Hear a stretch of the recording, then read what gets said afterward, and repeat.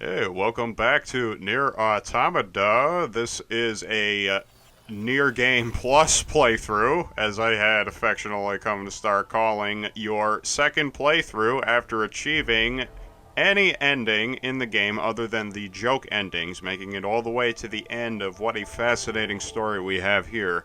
The world of NieR Automata, the post-apocalyptic world, the year 11,945. We're picking up the Rocket Rabbit memory data and seeing where the game sends us this time. All right, so what is going to be changed for this? Ooh, we're going to have Japanese voices this time. Yeah, Okay. we're going to do the Japanese voices. I mean, we already have, how shall I put this? So we have experienced one playthrough in English, yes, and it would not be the first time that Rocket Rabbit Commentaries have done a game done completely in the Japanese language. That except of course for the on-screen prompts. The on-screen prompts will still occur in English. Right. Uh, IFF scanners. Haha. and Sekiro was a pretty good time. I mean, you can also get more of a sense of the anime style with the Japanese language applied.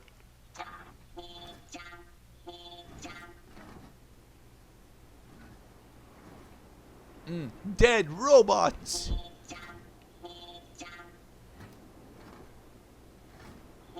See, we're supposed to be feeling things.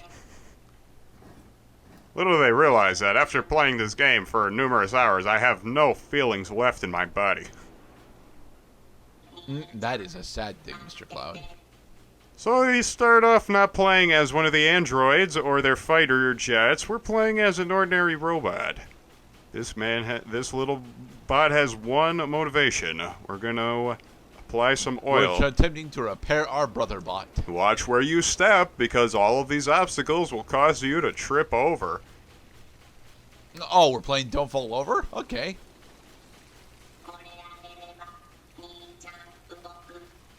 Right, if I give my brother this. Okay, well, there are lots of containers around. Be sure to come all the way over He here needs the oil. instead of wandering aimlessly like a fool. Congratulations, you've done the hardest step as to figuring out what the hell. And next is the second step. Try not to lose your balance.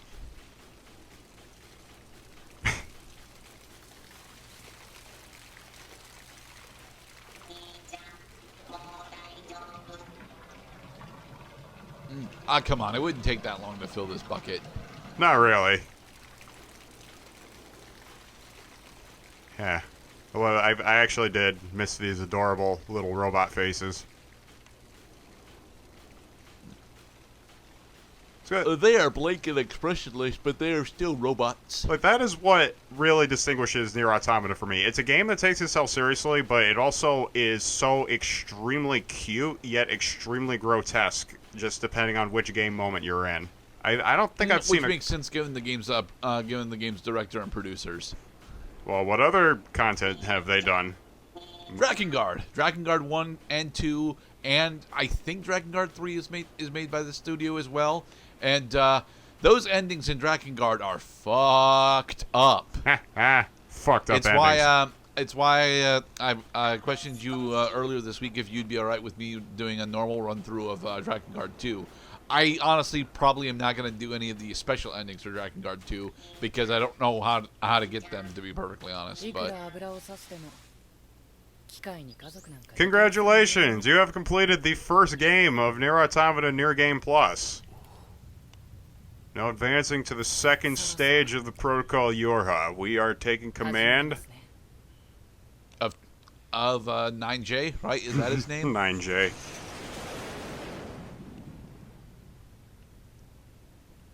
NieR Automata. Hey, we splintered our formations.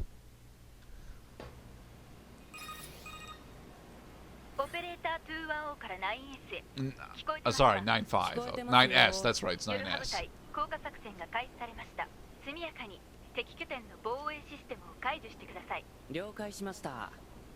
So I remember this being a plot point. Which being the plot point? That 9S was trying to disable the defense systems whilst we were fighting the aerial fighters. Oh, so now it has come full circle.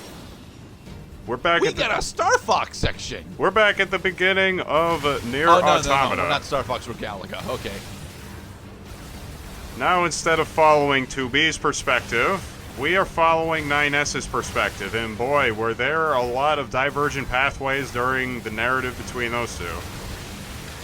So dramatically, 9S's first appearance in the 2B playthrough was that at the very end of the giant chainsaw arm boss fight, that 9S comes in and fires bullets at it and just finishes it off in order to save his android partner 2B, whom he had just met for the very first time. That we have dialogue confirming that 9S is in the area, though, doing things. Oh yes, which is also why I wanted to have this retelling of the entire NieR Automata story in Japanese instead of English. We already heard it in English.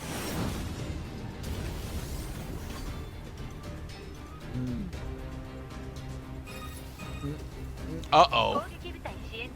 I remember this style of gameplay from Descent. God.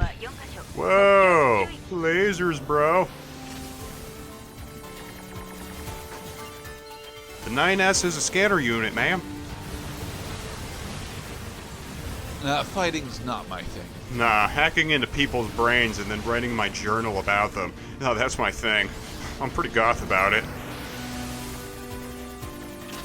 Ouch. In order to complete the hacking minigame, as a reminder, as we had hacking minigames in 2B's playthrough, is that your objective is to repel all enemies and isolate the center ball thingy, yes, this ball right here, destroying all the balls in the hacking minigame room. Upon destroying all the balls in the hacking minigame room, you will complete the hack and cause massive amounts of damage to your opponent. Alright. It's a bit questionable as to why this counts as a defeat if we're not converting them over so that we can use them, though. You do also have the ability to either subjugate the machines, make them turn on their friends, or remote control them in order to gain control of them as though they were you. However, you can only subjugate or remote control on enemies that are not aware of where you are.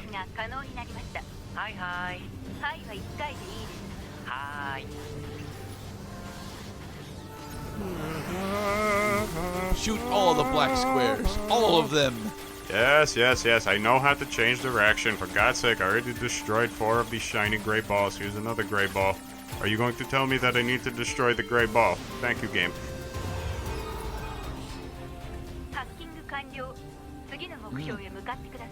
Can do. You have to destroy exactly 3 more of Man, these. I miss Descent. Descent is a hard fucking video game if you're a kid, because Descent is one of those video games that sounds like it would be really cool. You know, you're a Star Wars fighter ship attempting to go through the bowels of a much more heavily fortified space station. But like, as cool as a concept as it is, it's also one of those games where it's like, God damn it, I don't know where to go. Please, I've run into the same wall over and over again because I keep making the same mistake. It's a blind entrance. It's a fucking blind entrance into the actual pathway. How could you do this to me? But I do remember enjoying my time with Descent, despite the fact that I didn't get very far in it. That's funny about the games that we don't finish. The games that we do finish, it definitely got money's worth, but oh boy, the games that we don't finish, like, yeah, I played that for 25 minutes. That was fun. I haven't done it since. I mean, there have been a lot of games like that for me in my life. For example, there was a Beast Wars action adventure game on PC a long ass motherfucking time ago that I've never found again, and I enjoyed the hell out of that, despite the fact that I could only ever complete 2 missions out of each character's campaign. Then you realize, okay, well, I had gotten my jollies off, and I am aware of what I would be getting myself into if I return to this. Maybe I will return to it someday. Maybe. So, NieR gets a bunch more experience for hacking than he does for killing enemies, it looks like. It's my understanding that you get most of the points that you would have gotten if you had just taken out the enemy normally. Or, well, depending on the enemy type, it could actually take you less time if you just took your sword out with your pod ammunition ballistic missile firing buddy and just taking them out in the real world. Hacking is a little on the slower side. The advantage... Hacking is much slower, but you get 50% more experience for doing it. It's slower, you got more experience as a benefit. The other benefit is you cannot take damage. NieR cannot take damage from hacking unless he fails the hacking challenge. Only failure will cause you to take any damage at all during a hacking attempt, because it's supposed to happen instantaneously in real time, because he's operating, of course, at computer speed. It's safer, but it's slower. Hack the super laser. In later parts of the game, because I was not sure how is the transition from the hacking minigame and back and forth jarring for your eyes, Mr. Gurdat? Not yet. It will be later, I'm sure, but it's not there yet. Oh, you better believe it. So I think I actually fucked up the editing on one of these parts, so you might actually get motion sickness. It was not this part. I kept all the hacking minigames in, of course, just to show you that. In my opinion, it's a pretty smooth transition. If you got the controller in your hand, you anticipate that the frames are going to change because you've seen it 100 and a million times over. It's really not that jarring to me, anyway. Right.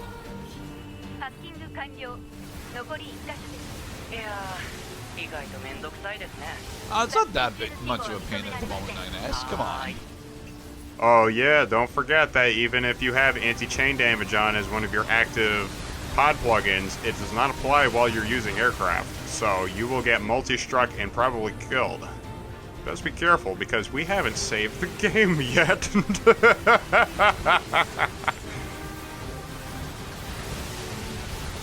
I mean, the patterns that we're seeing here so far aren't actually all that difficult to deal with, and you do have the... Okay, you've seen the hacking minigame a bunch, but I've not actually seen the option to subjugate turrets. Do we get that later? You do have the ability to subjugate turrets. See, you have a lot of abilities at the start of the game. They just don't tell you that you have them because they want you to get more strongly acquainted with the mainstay controls, like hacking, for instance.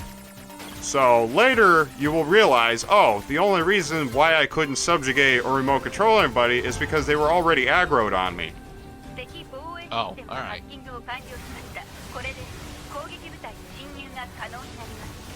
Honestly, I would think that we would want the ability to subjugate enemies that are currently engaged with us. That way specific enemy waves are easier to handle. Oh yeah, dude, subjugation and remote control are fucking dope, because when you remote control robots, NieR is no longer on the battlefield, so you cannot take damage while remote controlling machines. More Galaga. As a matter of fact, you can never remote control or subjugate an android.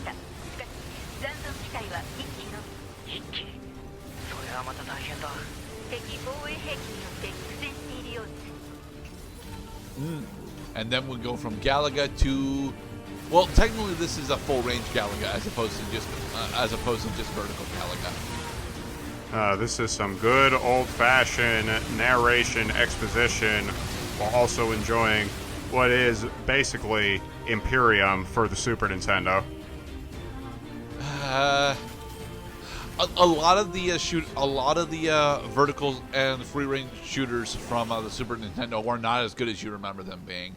Like there is one specifically on the SNES Classic that I was trying my damnedest to enjoy, and it just straight up was not. It was just not enjoyable to play with most of the weapon configs.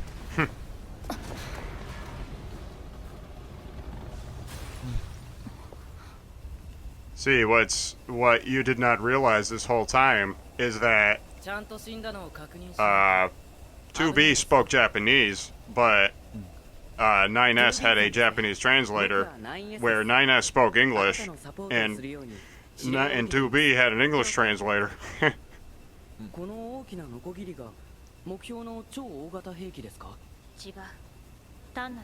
Just another defense system.